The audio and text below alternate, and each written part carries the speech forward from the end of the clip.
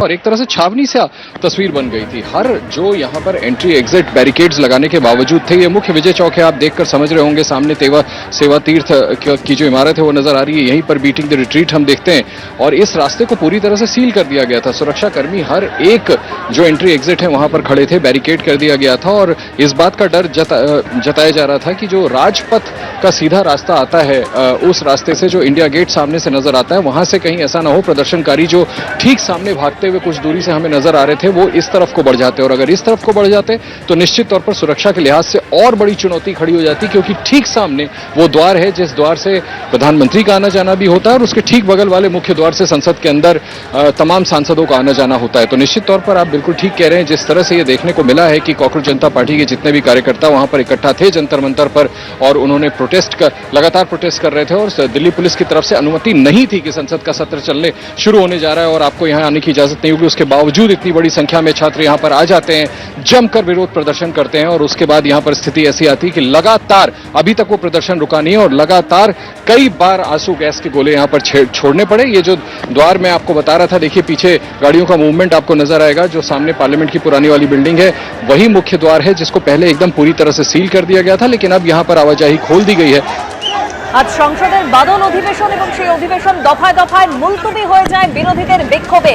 আর এর মধ্যেই কেন্দ্রীয় স্বরাষ্ট্রমন্ত্রীর সঙ্গে দেখা করতে যান কেন্দ্রীয় শিক্ষামন্ত্রী ধর্মেন্দ্র প্রধান। সোনাম ওয়াংচুকের ডাকে এই সংসদ ভবন অভিযান ককরোচ জনতা পার্টির।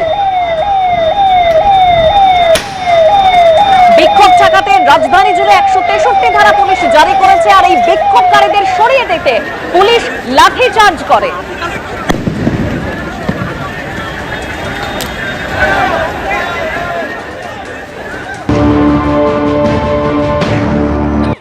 ये सरकार नहीं अहंकार है।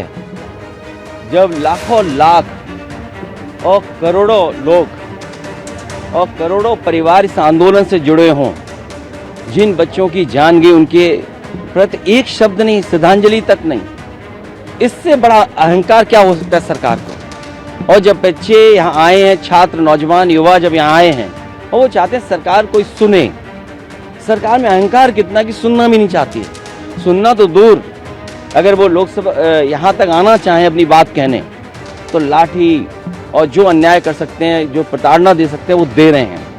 एक बार भारतीय जनता पार्टी की सरकार यूपी में थी, 1 साल का मेडिकल का कोर्स जीरो हो गया था, सेशन जीरो हो गया था। ये बीजेपी के लोग आज से नहीं घोटाला कर रहे हैं, इनकी हमेशा ही कोशिश रहती है घोटाला कर लें। और पेपर लीक में जितने लोग शामिल होते हैं वो भाजपा ही हैं। दुख है कि आज लाठी चली है। मैं अपने युवा सांसदों से कहूँगा कि जिन बच्चों पर लाठी पड़ी है और जंतर मंतर पे अगर वो मिलने जाना चाहते हैं तो जाएं, मिल करके आएँ और पार्टी का संदेश दें कि हम उनके साथ हैं।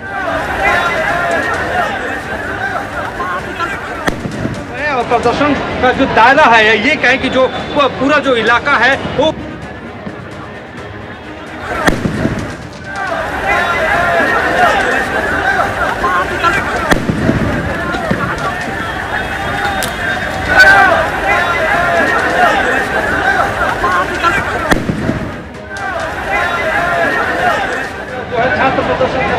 खड़े होकर प्रदर्शन कर रहे हैं। अब सीधे तौर पर देखने वाली बात यह होगी प्रदर्शन कब तक चलता है, क्योंकि सुबह से ये प्रदर्शन चल रहा है। और आपको फिर से एक बार तस्वीरें दिखा दूं कि वज्र वाहन भी यहाँ पे आते हुए नजर आ रहे हैं। दिल्ली पुलिस की जो रैपिड एक्शन फोर्स की जो टीम है जो है वो भी पैरामिलिट्री फोर्स की जो टीम है वो यहाँ पे पहुंच रही है। बसेज यहाँ पे लाए जा रहे हैं। बस इसलिए लाए जा रहे हैं कि अगर छात्रों को हिरासत में लिया जाता है तो उनको बैठा कर नजदीकी थाना क्षेत्र में ले जाया जाए। इससे पहले आपको बता दें कि एक बस जो है यहाँ से रवाना हुई है, छात्रों को भर के ले गई है, नजदीकी जो है थाने में उनको लेकर हिरासत में लेके दिल्ली पुलिस लेके गई है। तो प्रदर्शन जो है वो लगातार छात्रों का जारी है और प्रदर्शन की मांग देखिए लगातार हम ये आपको बता रहे हैं कि प्रदर्शन की मांग सिर्फ इस्तीफे तक नहीं है। छात्रों का ये भी कहना है कि हम शिक्षा व्यवस्था में व्यापक बदलाव चाहते हैं, गारंटी चाहते हैं कि पेपर लीक ना हो। यानी पेपर लीक के मुद्दे पर संसद से लेकर सड़क तक संग्राम लगातार दिखाई दे रहा है। बिल्कुल अंकित भी हमारे एबीपी आनंद एगिए थाके एगिए राखी।